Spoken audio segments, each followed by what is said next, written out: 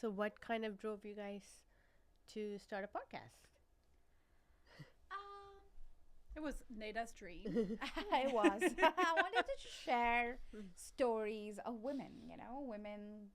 Not just like, I feel like there are a lot of professional podcasts out there, and we wanted to just share especially immigrant women, women who are, building something, just their journeys and stories, and keep it super casual and not Casual. super professional, but also Fair, like sharing yeah. the personal side of things. So that's really why Okay. I wanted to start. And Anna was like the great first person I wanted to do it with. I was like, she's amazing.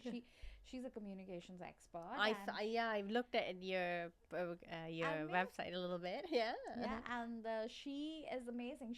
She gets to know a person, and so I was like, she's the obvious partner, and so that's how it started. And we love talking. We love talking. I love that. That makes it even better. All right, let's begin. Okay. Ready when you all are. Mm-hmm. Anna, do you need some more time? I think I'm okay. Okay. All right. Hi, Pri. Thanks for joining us today. Thanks for, gracefully accepting the invite and coming in. We love hearing your journey. I know we spoke a bunch on WhatsApp. And I'm so happy you were open to, joining us today and sharing your journey, your story with us. Would you like to, share a little bit about yourself? What are you building? What is, who's Pri? What does her life look like? Okay, great. It's a pleasure being here. Thank you for having me. I'm actually super excited Yeah. to have this conversation. So who is Pri? So my full name is actually Prayalini Satha. I know it's a bit of a mouthful, and throughout along the way, it shrunk to Pri. Mm-hmm. I know there's contradictions about saying your name full name versus short Yes. name, right? I will start there because the reason I like the Pri is I think it's impactful. Like people remember it, especially when I'm doing business and I'm talking to people. Prayalini is like a mouthful, and not everybody remembers, and they don't actually always remember my story. But when I say Pri, next time, like even before I remember the name, they know my name because it's like short and sweet, Amazing. and I kind of like it, and if I think it fits. Anyways, beyond that, I currently run a business called Lianas Collective, where I work with companies to help them build more purposeful work culture. So we are consulting something called a cultural audit. We do also employee experiences, so more intentional events. To ensure you help build trust and relationship within the organization, and another site hustle, my second business I started is called Agnifit, which is the dance dance class, or is it cardio? Oh, No, keep going. going. Okay, okay. It's the dance cardio with the South Asian twist.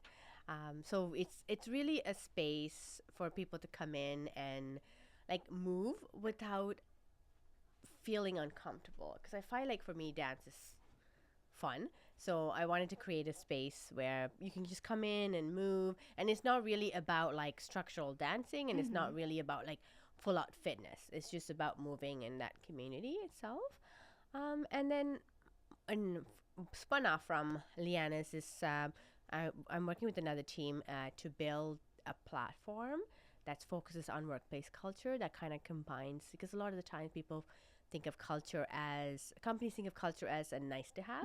So it's just about like the events and the foosball tables and the pizza parties, but culture is really behaviors, Yeah. that everyday behaviors and actions. So we want to kind of make it easier for companies to be able to even like create intentional events and kind of gauge where they are in terms of what the employee experience is like.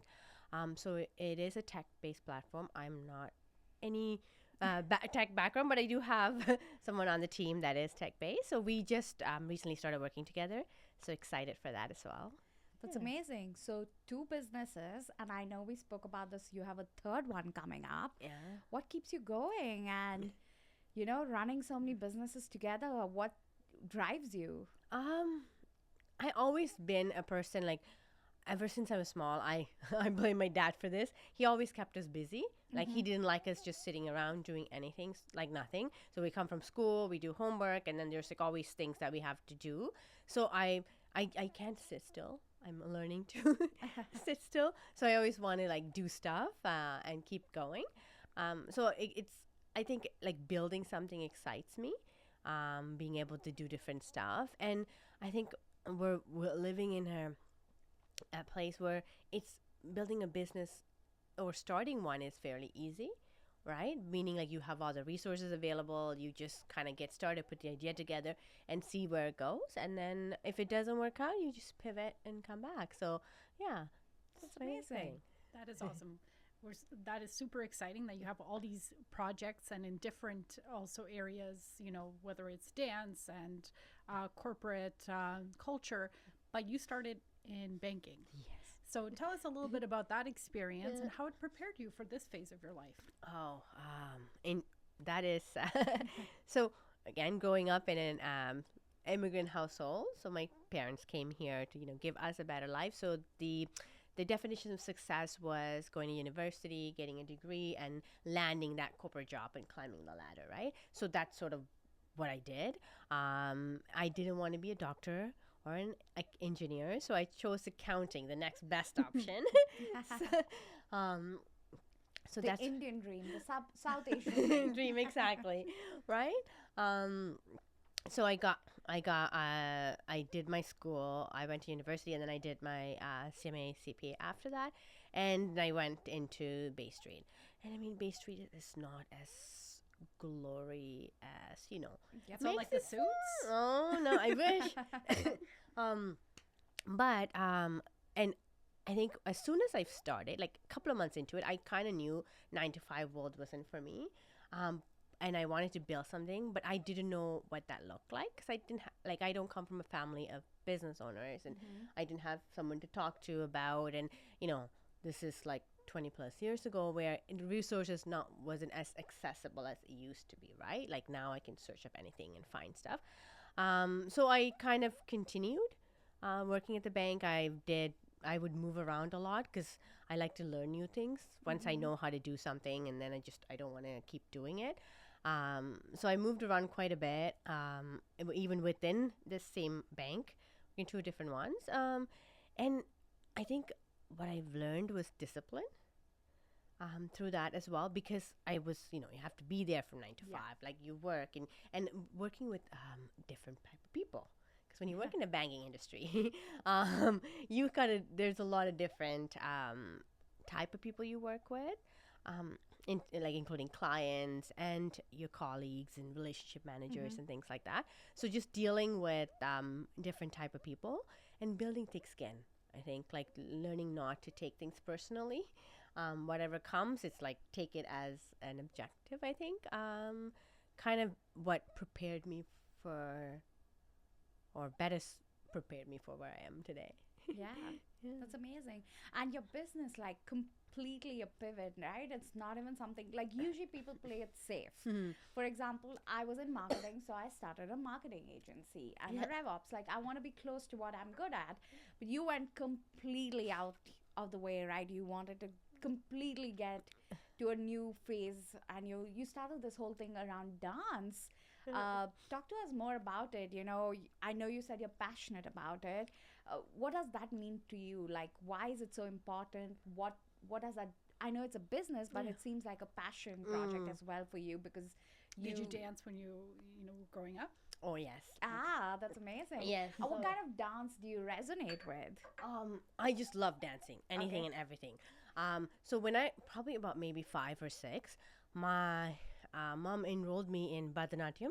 That's love like the that. traditional South Asian form of dance, because you know why? I had asthma, and they had suggested that it's actually good for the breathing Oh, I technique. didn't know that. Yeah, but it actually helped. That's amazing. Yeah, because after a while it disappeared. Well, reappeared now, but that's a different story. So I always loved it. I loved being in class, and I would just sit and wait and watch like the older students dance after my class. I just enjoyed it. Like I enjoyed the music, the movement. I felt like free when I danced. That was my thing. And then when we moved here, Bharatanatyam kind of took a back seat because I was in school and learning and adjusting to the new environment. But in high school, we had dance as a course. So I joined like clubs with dance, but we had a course that I could take all the way through OSC, the time we had 5 years of high school. So I took dance, all four. Like, so we had like chance to perform in competitions. They were like, we've learned like hip hop, jazz, modern, beanbag, soca, like just different styles. Because one of our counselors, she owned a dance studio. Privately, so we had a lot of access to like different competitions that we did. So it was like it kind of infused the dance in me, and I try to learn everything. Like I've done belly dancing. I've even taken pole dancing classes, which is amazing, by the way. Good for your. It's We can really tell. tough. It is really tough. It is. It is. Like it And we looks can easy. tell for you, you look super, fit and nice. I wish I still do it. I want to get back into it Yeah. soon. Yeah, but so I love the whole aspect of dancing, and I think when I started working, especially in the corporate world, I lost that. Because it got busy, I come home, I get tired, and I don't want to do anything else. And so dance kept going, you know, continue to be pushed back, and like only dancing I did was like at parties, and then even that got lesser and lesser as I got older. So it was like, so I always, back to my thing. So when I was first started working, I went to my first Zumba class with one of my colleagues, and I really enjoyed it. And I thought, so we have a dance form called Kuthu dance, Yes. right? Yes. So it's very like high energy expression, and it's not really structured, right? So I thought, hey, that would be cool if we could do like a Zumba version of that, right? Because it's very high Love energy that. and fun, but I didn't do anything with it, right? I was like, ah. And then 10 years later, I wanted to bring dance back into my life. So I was thinking about it, and one of my friends encouraged me, like, why don't you just start? Because you have, before I'm running the business, so I have the flexibility to like, whatever. So I decided to start a class. So that's what it is. It's a Zumba version of Kuthu. So yeah, so we play Tamil music and we do Kuthu steps. And it's like a cardio exercise to Kuthu. And it's I really enjoy it. That sounds really Innovative. fun. That's amazing because I'll be honest, as an Indian, like South Asian, Yeah. Zumba, the maximum you innovate is Bollywood dancing, Yeah. and this is nice because you're introducing Indian culture, right? And Yeah. at the max, I've met so many people in Canadians themselves. They don't know about Bharatanatyam, they don't know about Kuthu, and Yeah. when you try to explain this to someone, I remember talking to this one white person, and she's like, "Oh, is there a difference between Kathak and Bharatanatyam?" And I was like, "Yes, very much yes. Yes, It might look similar to you, but there are these differences." And I think that's amazing that you brought that on into Zumba, right? And it's so important. Yeah. A lot of people don't know that Indians use form of dancing, traditional dancing, to keep fit, right? And Exactly. it's a form of exercise and meditation and a form of worship too. 100%. Like that's also why I chose Kuthu, is because Kuthu is like expression of dance, right? Like Yeah. they do it at festivals when they're happy. They do it at funeral progressions, like when they're Yes. celebrating life. So it's like different versions of it, and there's no structure in a sense. Like Bharatanatyam has a lot of structure. You need to kind of be certain forms, but with Kuthu, you just you're free. So like you come and you learn a new style, you just dance, like you feel the music and you just dance. You don't have to worry about like, am I doing this correctly, right? So that's kind of where it kicked off. So I teach right now at the community center at the moment. So I rented a space there. So I do it every Tuesday. Well, what my dream with that is hoping to have my own dance studio, and Very cool. yeah, and hopefully have like similar stuff across Canada or Ontario at the moment, but also to bring in sort of those fusion and culture dances classes into the studio. So bring in other teachers to teach classes and things like that. So that's kind of That's amazing. the goal I for love that. that. Me Love too. to see a South Asian coming up with the traditional stuff. At least it's not just Bollywood, guys. Yeah, exactly. There's a lot more different Yeah. styles to it, Yeah. right? Yeah. Yeah. That is very cool. And I'm definitely also inspired by movement as well as in balancing many different responsibilities. Like I love exercise of all different types, Yeah. whether it's spinning or I've done ballet in my adult years Yeah. just for fun. But of course, ballet is a little different.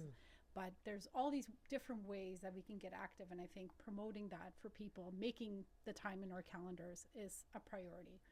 And so I think it's wonderful to bring different types of ways that we can, be active and dynamic. Exactly. I think that's also my big reasons, because I also found like I have friends or colleagues who have like families, right? But they find it's harder to make time for themselves, and some of them are not always comfortable going to a gym to work out, right? Because Yeah. everybody looks like they know what they're doing, and I don't want to walk in there and be like, I hit the comfortable. gym. I only see sales bros and finance bros there, to be honest. And I'm like, I do not belong here. Yeah, so you've like, so this is kind of again a different way, and I think dancing is sort of like, I think it's a stress reliever. Like for me, that's how I see it. You have to be so present. Yeah. So you don't have to worry. So it's just like a 45 minutes. You come in, put everything else at the door, and you just come and dance and have fun, and then go home. You know, when I first started, I'll tell you guys, listen, there's a few classes, people didn't show up, and I would still dance. Like I would put the music, and I would still do the whole thing that I was like going to teach it, because I really truly enjoyed doing it. Like I really enjoy dancing, and I don't always get to do it. So this was like my chance to dance. I Dance love that. even if no one is watching. Yeah, Dance. exactly. literally, that's what Yeah. I did. Yeah. I would love to come for one of your classes, because every Zumba class please. I've been to Yeah. is Bollywood or Punjabi songs. I would love to do a Kuthu Zumba version of this. It would Me be too. fun. I'd like to Please, try. please. Let's do Definitely. it Yes. together. Yes, I'm right. Like the community center is right at Kennedy Station, so it's accessible to subway. Yes. But you can always drive, and there's parking there One as of well. the Tuesdays. Let's plan it out. Yes, Perfect. please. It's going to keep be me on the calendar soon. Okay, looking forward to having you guys. Love that. Let's go all the way back. Okay. You shared you moved here when you were 11. You're one of the, not one, you are the oldest of all of your cousins, right? That's a lot of pressure in a South Asian household, right? Because you have to do everything right, because the generation after you and the sibling and the cousins after you follow what you're doing, and you have to do it right. What does that journey look like for you, especially coming, I can relate to it. I'm a South Asian, so I know exactly, I'm also one of the older ones, not the oldest, but what's that journey for you? Being 11 is still a little grown up. You're entering your teenage phase. To move to a whole new country, make new friends, and then having that to do things right, to make sure you're performing, especially. What was that journey like? It's been an interesting one. So I have actually this 11 cousins is only on my dad's side. Oh, wow. Yes, I have lots more in Europe on my mom's side. But here, because I grew up with them. But I do have two older cousins, but they're not here. So in Canada, I'm the oldest. Okay. Of the 11. It's more like indirect pressure. Like nobody sat me down and said, hey, you have to be the role model. But it's just things that's been said, like when I go, when I'm there, they're like, they call me Praja at the home. So they're like, Praja's there, it's fine. Oh, she's with Praja. Then nobody asks us questions, right? But that kind of builds. So that means I'm responsible for them right now, right? So if something happens, it's my responsibility. And it's also things like, it was praise when I did things. So I became a perfectionist and a people pleaser because I wanted to make sure everybody else was happy, and I wanted to do things right. And I think my early years, I didn't take as many chances as I would have liked to have, because I didn't want to, make the mistake and disappoint. And so I wasn't only disappointing my parents, I was disappointing 4 sets of parents, technically, lot. right? I can relate to that. That is like bang on South Asian mindset, especially of women, right? It's a little more high pressure for women. Well, yeah, and it's I find I lost myself along the way, meaning like I was kind of becoming the person everybody else wanted me to be, not the person I wanted to be. At least not during like high school, and like I think when I started university is when I like slowly sort of came into myself. But so that was at that time I just, it was normal, right? Because that's what I grew up with, so I didn't really know. But I would say though, it kind of gave me this confidence in myself. I think, because having like 4 sets of parents trust and think that like I could do stuff, right? Like they always, and it's always like if I do something, they just celebrate it. So it felt like, I got to continue to do that, right, to make sure that I keep them from. But it kind of like instilled this sense of confidence in myself that I can sort of do anything. I think that was a really good thing that came out of it. Yeah, actually, you're right, because it built your leadership skills in a way, right? Confidence, leadership skills. It did bring in a lot of like trauma, to be honest. Like, I agree to that, but I say that too. Like, a lot of people are like, well, South Asians have this pressure, Yeah. doctor, engineer, especially when you're the oldest, you have to like have this thing, right, Yeah. where you have to do well so that the next siblings and cousins follow you and you are set as an example. But at the same time, it builds your leadership skills and the confidence, like you said, to do something on your own. Because Exactly. your decisions have an impact. Yes. Yeah, and I think that's was my first leadership role. Yes. Like when I look back at it, right? Like that's kind of where I learned to nurture people. I've learned about different personalities because like I for me it's just me and my sister, and then the rest are my cousins. So it's like still like big family. But like everybody is like unique in their own ways. So then they're like everybody like needed different ways of support or different like things like you learn like as you spend time with them, you learn to understand. I think that was very helpful when I, especially in the culture part of business, Yeah. when I was doing, because that's kind of where a lot of my learnings and ideas come from. Yeah. Because like everybody I believe has a certain set of skills, and you have to make sure you place them at that skill they're good at, not something we just put them there, I'll just do it, but find ways to encourage them in a way. Yeah. I think that's something I've learned being the oldest here.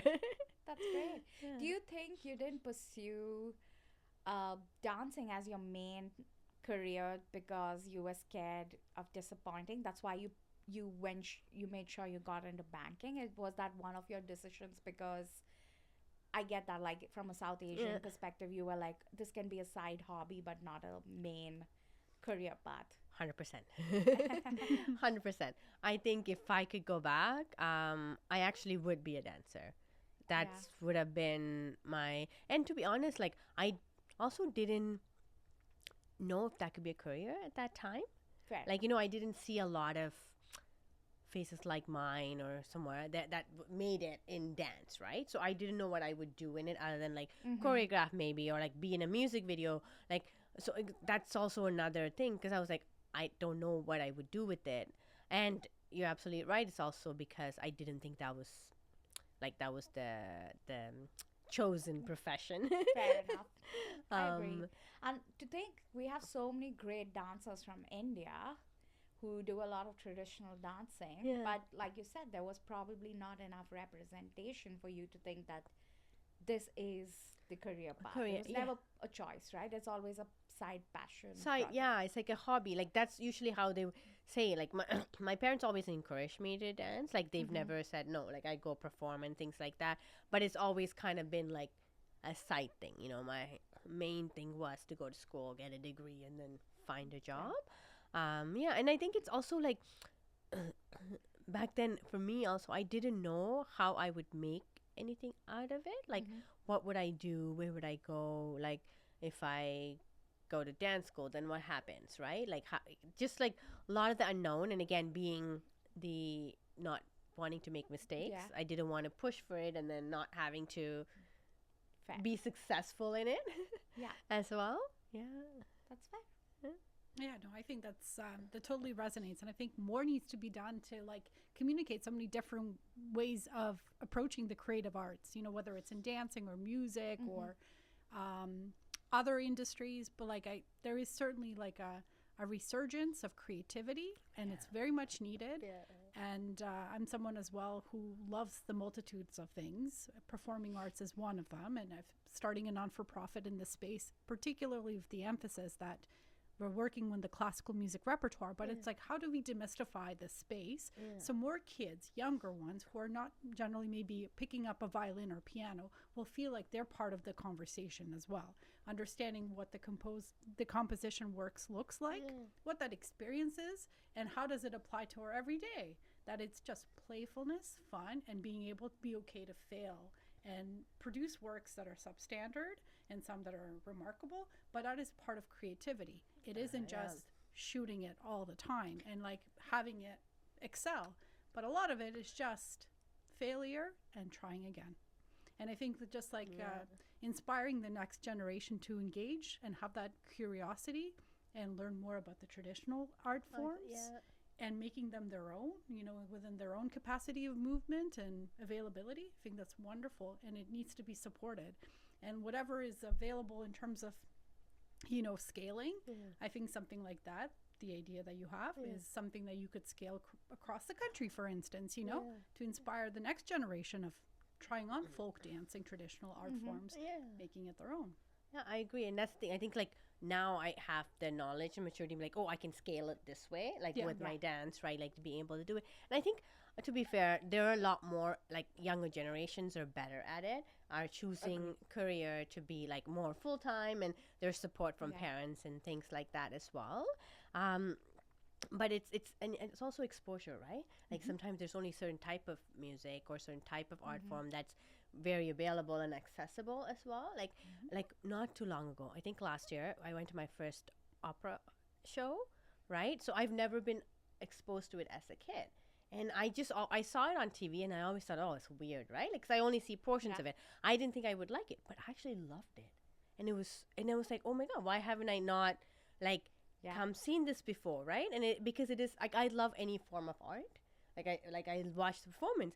So I'm like, and then I started realize like I've never really, when I was younger, I didn't, you know, I wasn't approximately to be able to be exposed. But the thing is, I worked right across from the Canadian Opera Company. I love that. I used to live there. Like I'd be there several times a week. The thing is, I had no idea they actually had lunchtime concerts. That's what I'd go to all the time during my university. Even now, I attend often, and those are like at this wonderful auditorium that overlooks university, and like you can sit there and just really enjoy whatever it is, whether it's dancing or a piano concerto. Like it's just a wonderful space. I know. After I went, because I met for work actually, because I do events and stuff. I met one of the, and that's how I've learned about it. That's how I got a ticket to go see the. And then she's like, "Oh, we have free concerts. Like if you," I'm like, "What?" I'm like, "I worked right here. I just, you know, like because I wasn't aware, I didn't take the opportunity to like. I could just walk across the street. So I always think about like my niece. She's like turning 5 at the moment. Like thinking about like maybe I want to bring her to be like, because she loves music. She loves singing. Right, but she only seen like certain type of singing on TV and stuff. I'm like, I want to take her to that and see like if that's something she likes, right? Because a lot of kids also don't get exposed to it, unless you're in a certain area or a certain class, a certain community, right? So being like having access or to able to see it, I think, you know, then you decide for yourself, okay, this is what I want to do and this is not what I want to do. Yeah. I have a funny opera story like you do. Like I wasn't exposed to it. And so when we were in Europe, we were walking the streets in Italy, and there was a couple fighting. It was just us girls. And they were like, they got out of the opera house, and the guy literally went, "Here, do you want tickets to go in? We paid for it, but we're not staying because they were fighting." Oh, and I was like, I looked at my friends. I'm like, girl, I don't know about this. You know, it's because like you, I had this thing about opera. I'm like, what are we gonna do? Yeah. But we went in anyways. We're like, what are we gonna do anyways? We're walking around and doing absolutely nothing. Yeah. And so we went in, and it was the most beautiful thing I've ever come across. One, I learned because of the pamphlets kept on our seats that she was actually singing in words and not making noises. That was my perception as a kid, right? And I was like, as I started listening more into it, and it was Italian, it wasn't English, but that they had these translations on that pamphlet, and she was talking about her long lost lover who went for war. I started crying, and I'm like, oh my God, this is so beautiful, right? And that's how I felt. Like I was like, oh my God, I'm missing out on something so beautiful. And the other thing about ballet, I got introduced thanks to Anna. I never, like, I'd watched The Black Swan as the movie, and I was like, this is ballet, I get it. But when I went with you, I was like, oh my God, these performances, there are different forms of ballets, right? We watch contemporary, classical. Yeah. And I was like, oh my God, there is like this whole thing there, which I didn't know about. And it's beautiful, right? And I think it's all about exposure. It's all about going out there and trying to, explore it yourself. Like you Yeah. said, you were across the building and you never. I was so mad at myself when when I went there, and I'm like, why? I could have just walked here in my lunch and like Yeah. washed it and walked back. But it's just because I wasn't aware and it didn't spark my interest then. Yeah. But yeah. Let's talk about you.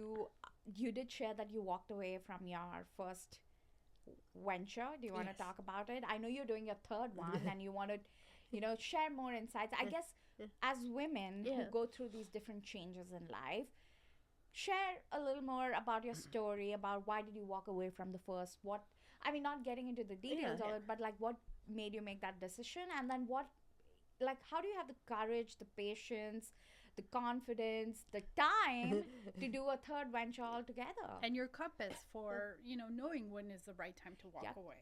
I think that's a really I think the that's very internal. important. Yeah. Yeah. So my first ever. So I was working in the banking world still. It's during COVID. So I had a business partner then. So my business partner is actually my second cousin's husband. Like Okay. I've worked with him. I did some events. He has a business, and he had an idea, and he asked if I wanted to come join him to run the company. Right? For me, I knew the answer was yes right away because I'm like, I've been wanting to do something my own. This is like the opportunity because he's already run a business, so I had the confidence. But I talked to my man anyway. So I left my corporate world to start there. And he was also like the first one. He was like my big brother. Mm-hmm. I still is. So he's also the one who had the confidence in me to believe that I could run a business. Right? Because it's like usually it was just me saying it and people think, oh, okay, like, everybody thinks I have all these crazy ideas. So it was important for me. Like, I didn't want to disappoint him. Right? So I worked really hard. Like to a point that it was not healthy. Because I did a lot of different things. We tried, like I also helped out with certain other stuff with his other businesses. But with this, like I did a lot because everything was new for me. Because coming from the banking world where there's structures and a lot of red tape, going to a small business, it's just like I would say and go ask him stuff. He's like, you can just do it, right? I'm like, oh, You because just have for to me, wear those hats. yeah, because it was like everything was like I have to get approval here, here, here, here for the banking world. Here I could just like, just do it. It was my You're right. the boss. Yeah, and that also opened up a floodgates because then I'm like, oh, I have so many ideas. I want to try this and this, and I was learning a lot of things like running a business and like so I would like go home and read and watch videos and so like I was just like exhausted to a certain point, and it wasn't like going in the direction that we wanted the business to go. And you know how like it was almost when you ask about the compass, it's like in my body I knew like I needed a change. Right? It was like I needed to change. I didn't know what it was, but I also had like debating because I don't want to disappoint. And I worked so hard, like it was like 2.5 years, so we put a lot of effort. So I didn't want to also walk away from that, but I also felt that it wasn't healthy. Like I didn't want to ruin my health, what we built, and my relationship with him as well, because that was important to me. So then I decided, okay, I have to I have to do something. So then I decided like I need to change and to move. So I decided to have a conversation with him, and he was very understanding about it as well. And I'll tell you though, but that's probably one of the first times that I've made decision for myself. That's And not based on anybody else's expectations and like what everybody else thought. And even for him, he was asking like, oh, like why? And I was like, he said about we're gonna pick up, we'll make more money. And I'm like, at this point, it wasn't really about the money. It was just really like I knew this. I like if it's gonna get worse, not better. Like it's just more of an intuition. And I was like, it's more like I had to make a decision for myself. And it was very understanding. But I did create an exit plan and had like things to pass on and all of that stuff. We still work together in different capacity. I do events and stuff for his other company as well. The other one is still on pause, but he'll probably kick it back up again. And I also, for me, that relationship is also important because I learned a lot in the last years. Because again, confidence, it gave me the confidence to know like I could do something. And it was easy because of the banking world, everything was, I have to ask permission, right? Like my childhood, there was I felt like I needed permission to do things, right? And when you're in the banking world, there's always approvals.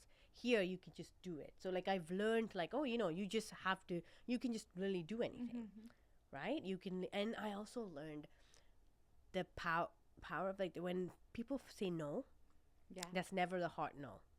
Ask questions, right? Yes, Don't and it's sort of like, yes, yeah, okay. Because again, people pleasing and all of that. I usually when people say no, a fear of rejection is tagged on to the people pleasing part of it.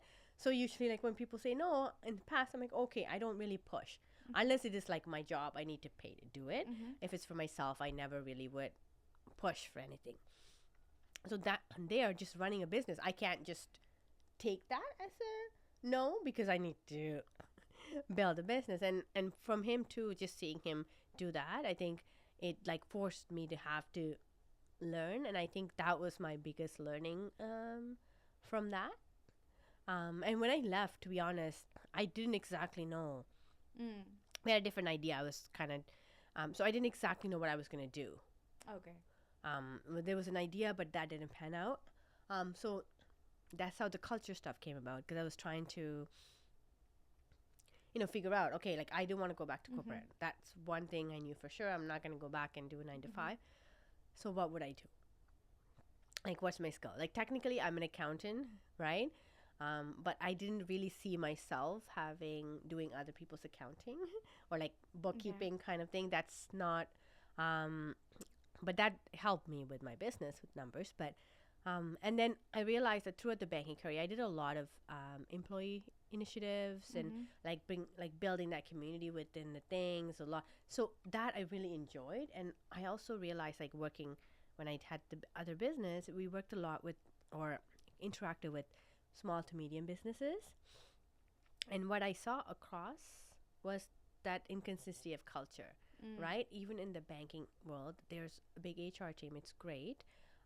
But that consistency, because culture was seen as like nice to have, not like the behaviors, right? So if you go to different departments, everybody sort of function differently. Managers function differently, right? And sometimes things were sort of, if somebody was doing well, then there were exceptions to the rule, right? You had a good client, exceptions to the rule. So there was no, I find the culture there was no consistency in terms of, and it didn't always align with the values was portrayed on there. And I met some smaller companies who had smaller teams who had a great culture, and like working with them was so much easier. Right, everything like functioned faster, and it wasn't that they had a fancy office or like they paid their employees a lot, but it was just that connection and tied to purposeness. So that's sort of where my idea sparked, and then I was pivoting and trying to figure out how I can make money with this. I'm still doing that.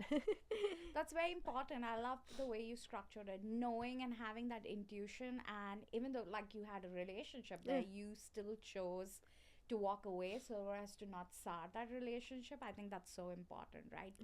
Having that self-realization that it's not going to work out, and it's not a failure, it's a learning, and you're moving on, right? And that's so important. And I think that's what I had to also accept myself. Because in the beginning, when I was thinking about it, I was like, oh, I worked so hard. Like if I walk away, that means I failed, right? And I don't like failing. That was so just having to accept that it's not a failure, it's just a change, right? And like a pivot, and that's a great learning. Like I've learned a lot, like I said, not just about business, like life, building wealth, everything like that, because I haven't had exposures like that before. So working there with him, I've learned quite a bit. That's amazing. Yeah, we're sort of always building on, as entrepreneurs, one venture and another, whether, however successful that venture becomes, it just is flush with different lessons about how to work with different people, things we learn about ourselves, how we show up and reinvent ourselves, evolve. So I think that's super important. And my question kind of, as you were sharing your story, is like, how did I feel being able to say no? Like this at this stage, I'm willing to contribute to this amount. I have the succession plan. How did that feel for you? Did it feel empowering? Did you feel a bit uncertain? Like, freeing. Good. Yeah, it was. Just even having that conversation, I think I was a little bit nervous because I didn't know how he was going to take it, and but it went a lot better than I expected, and but it also made me feel sort of at ease. Mm-hmm. You know, it was like, and that's kind of when I knew I was going in the right direction, because I felt like my body was like tense for a long time, and then I felt it like literally just, whew, Yeah. kind of internally. I think that's it felt freeing. So I was like, oh, this is nice. I have a choice. I can say no to things, right? So I think that also, again, I think empowered is a good word as well. It's also empowered me to kind of learn to kind of notice these things more, right? Because I was never that person. Like, because once I start, I don't like to walk away from things. So I will push through, even if it's not for my benefit, like till I complete it, right? So I think doing this kind of made me realize I don't have to. Like, it's not like I have to quit, but I don't also have to do things that doesn't serve me. Yeah, we need to have boundaries. And I think understanding that comes with experience and wisdom and self-knowledge, right? And then the ability to choose yourself, which is a wonderful thing that we promote nowadays, thankfully. That choosing yourself is the way forward. Important. Yeah, whether it's in a personal relationship or professional, having that knowing is super important. And I know that through reading your bio, and I can relate to this experience. And I think a lot of your journey, I also immigrated here with my family at the years when I was 10 years old, so very similar age stage. I didn't have a big family footprint as you did, but like I amassed a lot of friends that I still maintain to this day. And I think, like, you know, being, you know, an immigrant child, feeling that pressure to like perform, to do certain things, to kind of walk the traditional path. So for me, what that meant, like, of course, getting education and wanting to get married, having a family and things like that. My marriage fell apart. And of course, I felt quite a tremendous amount of disappointment in myself, even though understandingly I've tried everything. And that it also gave me a certain freedom and autonomy to try things and evolve. All those wonderful qualities that I already had that I kind of suppressed because I was putting myself in a certain box of, you know, making certain things work that maybe they shouldn't have. And I didn't want to walk away until I had to. So I feel like when I was reading your story, a lot of that resonated with me powerfully. And I was like, oh, you know, really happy and looking forward to speak with you. So if you'd like to dive into any of those segments. Sure, yeah. I mean, I think I would say I think my divorce was the first eye-opener for me. Kind of realized, so it was not my choice to leave.